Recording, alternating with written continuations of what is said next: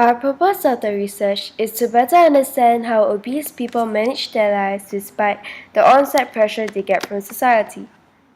Also, to get society to view obese people in a different way by understanding their situation and not to discriminate them. We want to have better knowledge about obesity so as to reduce the chances of becoming a victim of obesity and also to spread the word to others so that they too could prevent themselves from being obese. In order to pursue this project, we need to have better background knowledge about obesity. As we know, society these days have people having the pressure of being the perfect image, which means being thin, and the ideal types will be that of models we see on magazines. Those who suffer from obesity have very little confidence in themselves as they feel fat and considered as an outcast. Thus, they have the pressure from society to be slim. With that knowledge, we can spread the word to the public to understand these people and how they can overcome obesity. Also, not to discriminate these obese people so that they are able to be treated fairly and have a more comfortable time dealing with their life.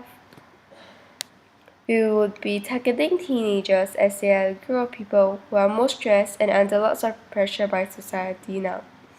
And also working women who feel as though they have to be slim and the ideal body shape to make themselves look good. In Singapore, we have actually had some studies showing that there's an increasing rate of people getting obese in Singapore.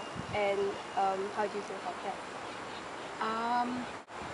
Well, I suppose as in Europe, if we don't do something about it, it might become a bigger problem.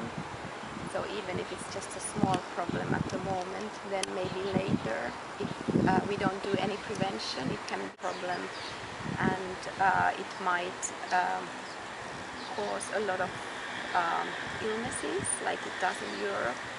And then of course it will become also quite expensive. We are mostly going to interview people who are experienced with dealing with obese people.